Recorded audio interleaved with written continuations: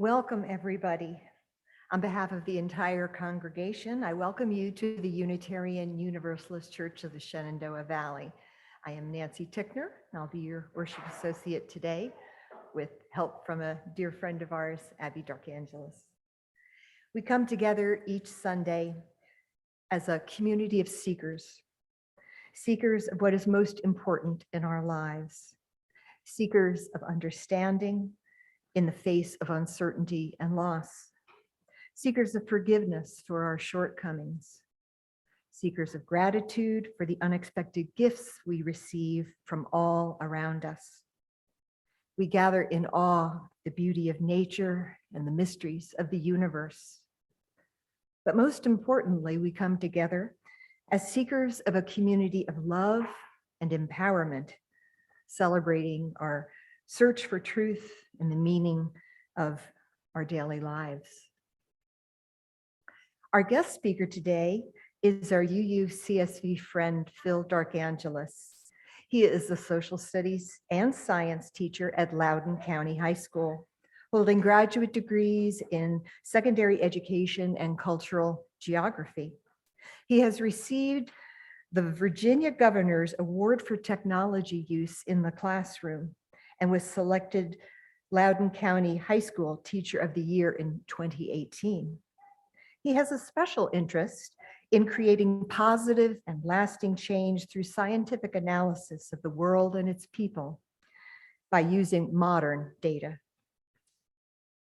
And of course, many of you may know Phil because he's lucky enough to be married to Abby Darkangelis. And now our featured speaker.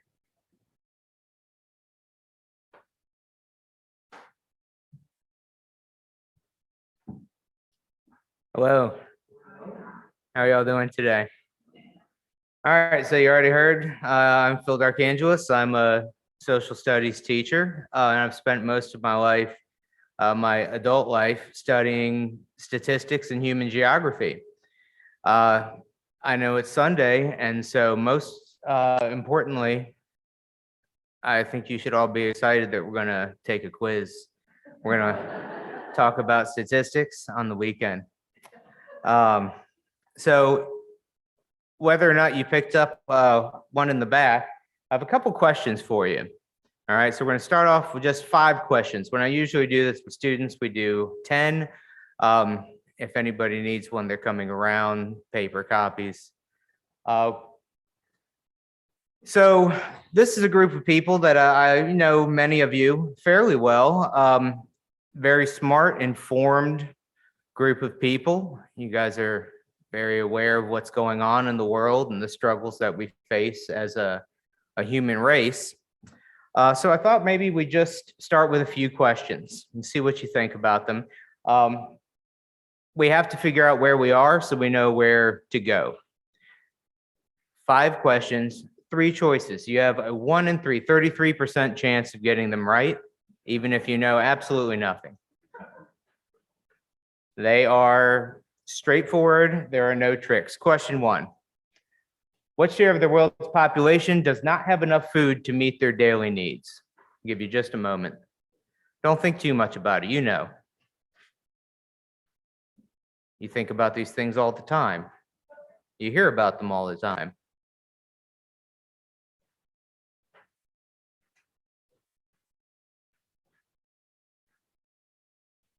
Make a good decision? All right. On to question 2. What share of all the plastic waste in the world ends up in the oceans?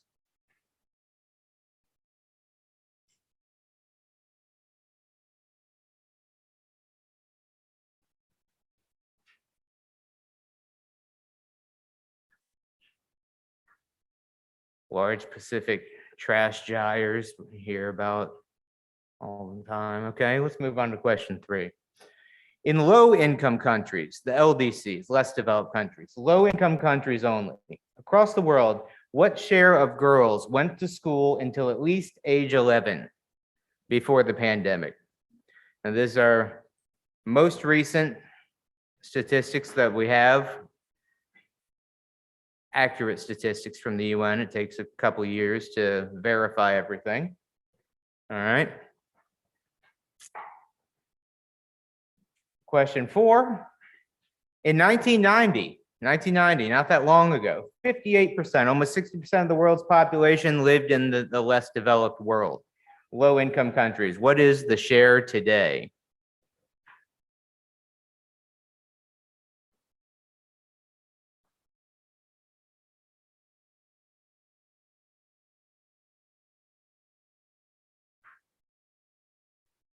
Lots of thinking happening. Either that or they started reading something else and become bored already. All right, and on to the last question. How much of the excess heat from global warming, climate change, is captured in the oceans rather than the air?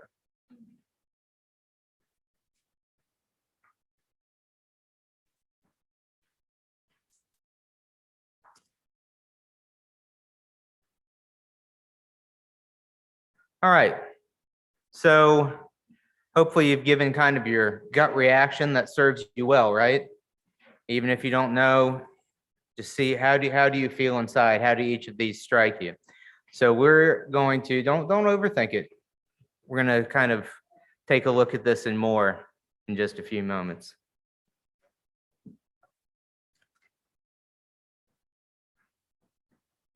Now, as Abby Darkangelis comes forward, let us all say together here and from our homes the words for lighting our chalice. In the light of truth and in the warmth of love, we gather to seek, to sustain, to share. And I invite you to join us as we say our covenant. Love is the spirit of this church. The quest for truth is its sacrament. To dwell together in peace, to seek the truth in freedom, and to help our neighbor. To these ends, we covenant one with another. And now, please stand in body or spirit as we sing hymn number 6 in the gray hymnal, Just as Long as I Have Breath.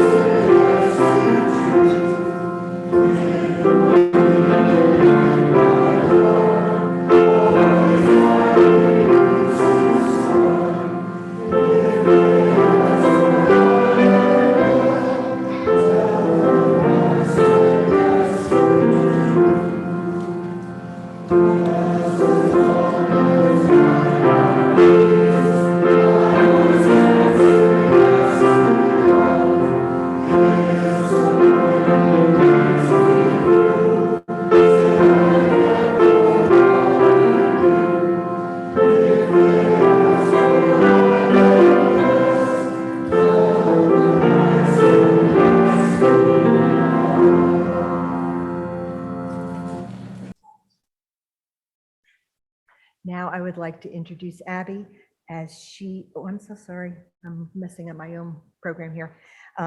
First, we're going to have words of meditation and a time of silence. Join me in a moment of silence as we hold in our hearts all those in our nation and around the world who are struggling and suffering from the devastating war in Ukraine, systemic racism, the impacts of climate change, our continuing pandemic challenges, and the country's increased polarization.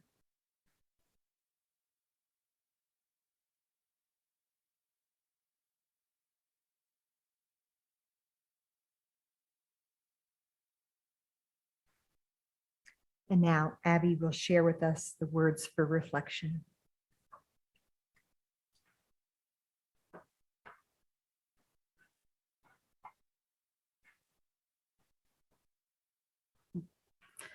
Today's words for reflection are published in To Wake, to Rise, Meditations on Justice and Resilience, edited by UU Reverend Minister Sinkford. When We Pause to Remember by Alicia Ford. When we pause to remember who we are, companions on this grand experiment called life. When we take a moment to shed the ways we have been carefully taught to lead from fear, to punish the poor, to persecute those who don't look like we do, to deny rights to those who love, to believe that we are separate, that some people are superior to others. When we take a moment to shed all of that and hear our stories, hear and see each other into existence, into community. When we take a moment to embrace, to practice a different way of being, when we answer the call of love, then we are living into the promise of building the world we dream about. It is beautiful to dream, to cast a vision, to stretch our minds into the future and imagine what may be if we were to build a new way of being.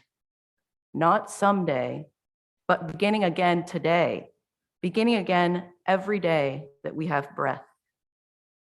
Taking courage with these hands and hearts to make real the dream of a more equitable world, to journey together, seeking to be transformed even as we transform. Becoming explorers and learners in this world around us, humbled by what we do not yet know, fulfilling the promise of healing a fragmented world, laboring not just in hope, but also in love. In this spirit, we commit. In this spirit, we gather. In this spirit, we pray.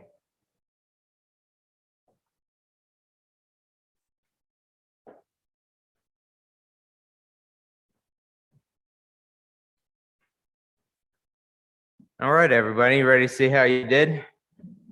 Okay.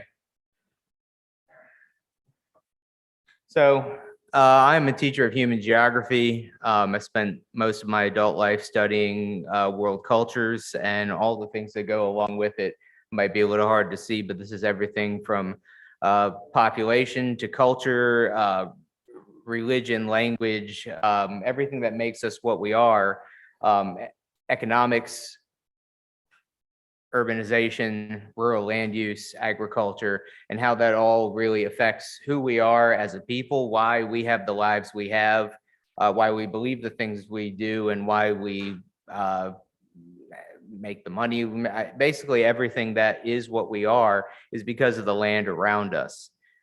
It tells us what to do, and we modify and change it to suit ourselves. We're a strange creature like that. No other animal does that. So just some things to think of. Let's go ahead and see how you did on this quiz. I have to give a lot of credit to a specific foundation called Gapminder. Gapminder.org is where I have a lot of my information and my inspiration. There is just an incredible amount of interesting statistical data put there in a way that's easily digestible. Their goal is the same as mine with what you're seeing today. So if you're interested in what we do, it's a great resource to check out. Okay, so let's give it a go and see how you did. Share of the world's population do not have enough food, around 11%. All right. Honor system, you can grade your own. Graded enough papers. All right. Simple enough. All right, let's move on. Question number 2. What share of the plastic waste ends up in the ocean? Less than 6%. Well, yeah, that is good. Huh. Yeah. A little strange though, right? We hear about all these things and yet it's a fairly small number. Well, if you answered this one incorrectly, don't feel alone. 85% of people get this one incorrect as well. Let's move on to question 3. Low-income countries, girls in school. So we touched on a little bit of pollution issues and a little bit of education here, around 60%. So majority of girls in low-income countries. We're not even talking about the more developed world, okay? There are still some places, obviously, where there are huge gaps in gender equality, but things are changing. All right, let's move on. Question 4. 1990, 58% of the world lived in low-income countries. Today, only about 9%. Oh, did anyone get this right? Not a single one. 95% of people get this question wrong. This is simple statistics. This is happening in the world today. Verified data. Interesting. Let's go on to question 5. How much of the heat from global warming or climate change is actually captured in the oceans? About 90%. And yet most of the time, all we talk about is air temperatures and weather patterns, right? How can, my question in general with all of this is, first of all, I can already say that nobody in this room got all these questions right, correct? Yes, all right. The problem is we are in a very wealthy and educated part of the world. Why is our knowledge of these things so far off? These were not trick questions. In fact, there were pretty large gaps between answers A, B, and C, right? So how did you do? Don't have to say anything, just think about it here. The strange part about this is the more developed, a few thumbs down, the more developed and educated a group of people that take this quiz, and there are much longer ones that you can do, I'll point out to you later, the lower the scores are, which is an interesting phenomenon, isn't it? We would think that we would be more educated and we'd be more aware of what's going on. So we hear all these little factoids, right? Things about the world, about world health, the fact that if we fed the grain that we feed to animals alone, if we fed that to the world, we could support 2 billion people, 2 billion people more. Just remember that. You remember that little factoid? Okay, remember that for later. Okay. The statistics exist, but they're a little boring and they're a little overwhelming. The amount of data and things that might happen, it's just too much to see, really. Who wants to sit and, go through pages and pages of boring statistics? Well, we're going to figure out how we can do that more effectively. But we need to ask, why did we have those results? When did things change? Because with the exception of the plastic one, all of those things were pretty true at some point in time, but they're not true anymore. So how did our worldview become so out of sync? We're going to investigate all of those things, okay? Well, the first thing is our lives are not representative. I kind of already mentioned we're a wealthy, educated group of people, right? Our lives are not representative of most parts of the world. And when we bring it out to the larger scope of human existence, this is the top of the top in wealth, health, education. Everyone in this room, you are in the 99.9 percentile. You're that 0.01, right? Talk about the 1%. This is the 0.1% that you are part of. So that's kind of a strange thing. We sit on top of a mountain, some of us literally here, and we kind of look at the rest of the world, and it's not necessarily that the rest of the world is all that bad off. But when you are at this height, this peak, it's very easy to look at everyone else and see, you see yourself in them and see the great difference. But things have really changed. Our second main point here is through as a school, as a teacher, I can tell you that the things that we learned are just no longer true. time continues and things change, and we're not always aware of exactly what's going on. And it's not through any fault of our own, but our schools, parents, politicians give us all sorts of information that may have been right whenever it was that they last heard about it. But most people don't stay as up to date as they probably should before they give out information. So we have to think back. In fact, one of my questions asked about 1990, and that doesn't seem like that long ago, does it? Let's pause for math. It's been quite a while, right? A lot of things have changed. The world has changed, and as more change that happens, the faster change accelerates. Okay. Next, news.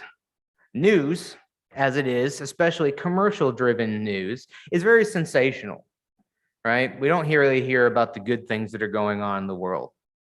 And there are plenty of negative things to focus on. And that brings us to our last one. Our brains are really equipped to handle and to deal with the things that are the worst. They're the things that stick with us. We're biologically programmed to recognize immediate danger and act upon that.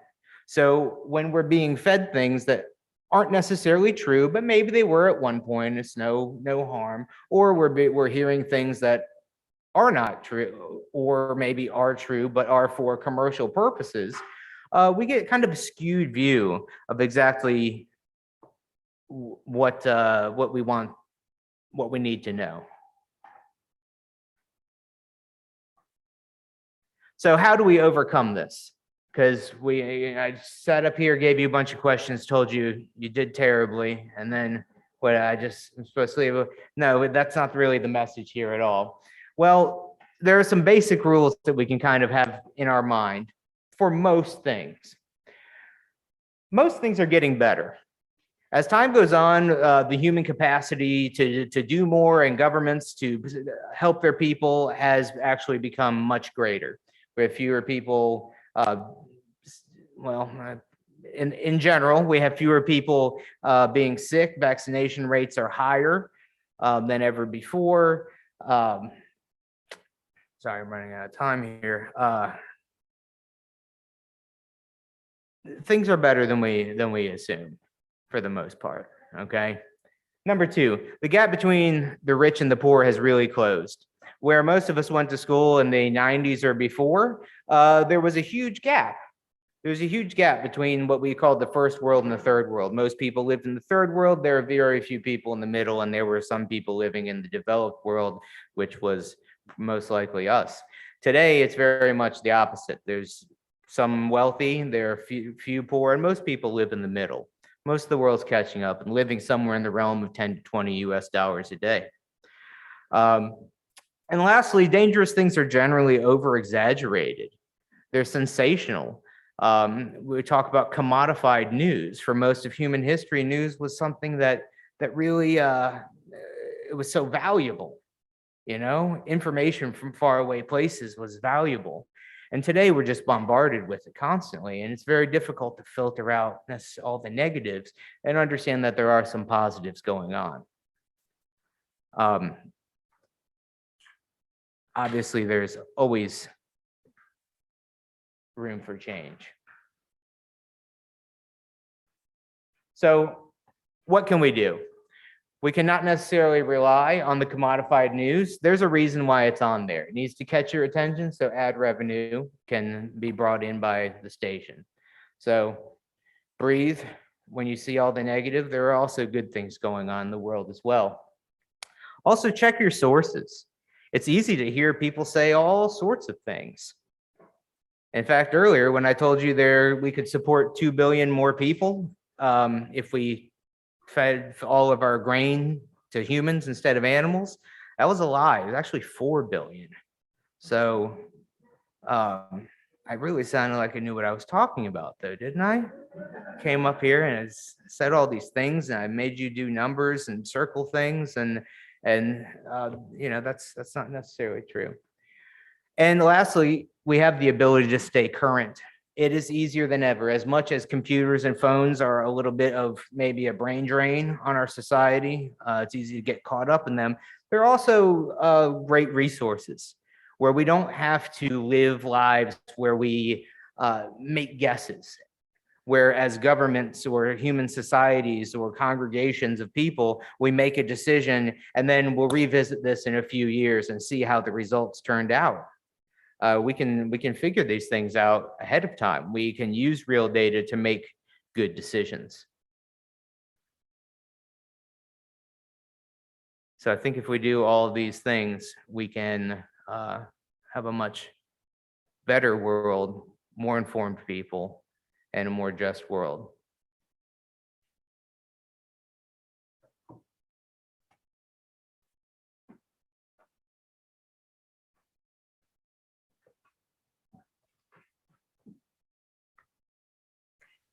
We will now gratefully receive an offering to sustain the self-supporting church and its many ministries within and beyond our walls.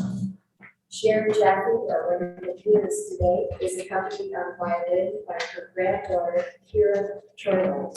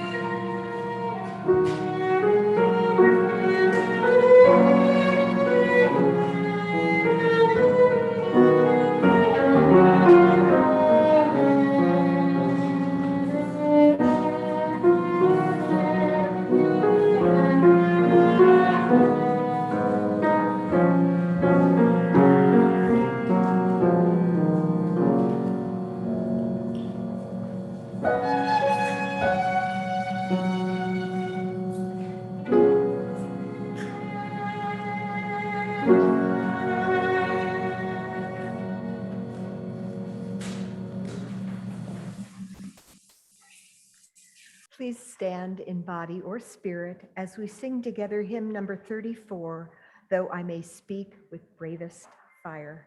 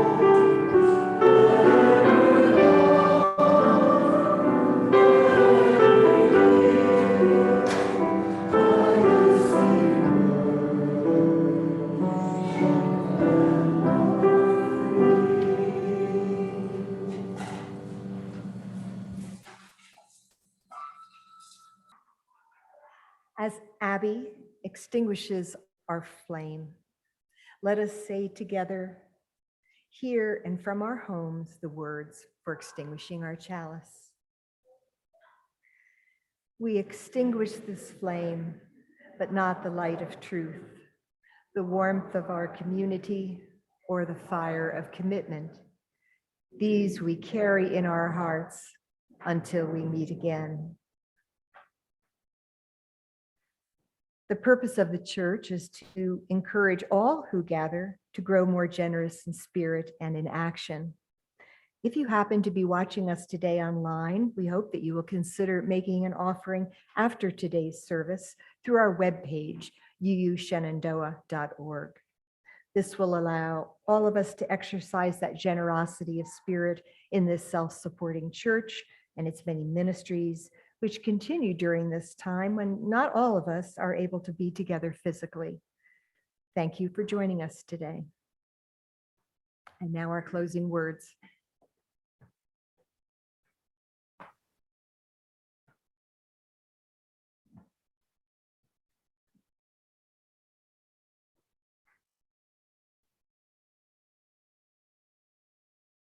So just a few closing words. Things can be pretty scary, right? Frightening images, how do we overcome all of this? What can we do? So pretty much everybody in here has probably experienced some fear, right? Some fear of wild animals like a shark. Sharks are one of my favorite animals. Wow, what a frightening thing, right? A great white shark. Oh. But it's not all bad news. It's not all bad news. And often things are a little overblown. In fact, in the United States, the entire United States, we only have about one shark attack death every 2 years. Seems like it would be a lot more. Also, you live in Winchester. So you're probably fairly unlikely to have an experience like this.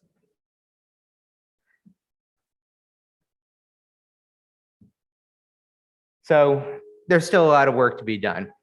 I came here and I gave you a lot of hope. Let me, twist that a little bit as well. We have to still make a lot of changes, right? As a community of people interested in social justice and change, if we want to make change, here are the few things that you can do. Number one, you can always invest in health and education. Health and education pay back a society multiple times. The data supports it. Speak to me later. Might be a little much. Number two, learn what I call the art of the pivot. So you took a little quiz and it might have told you some things that you knew or didn't know, and might have changed your mind about some things. In order to know where we're going, we have to kind of know where we are. We have to, make an assessment of our own situation to make good change. And lastly, we have to start with ourselves. Unfortunately, I'm here also to tell you that you can't change society, because society is not really a real thing. It's a collection of people. And when enough people have changed themselves, then this thing that we call society is changed. So go out there and do good things based on real data. Thanks.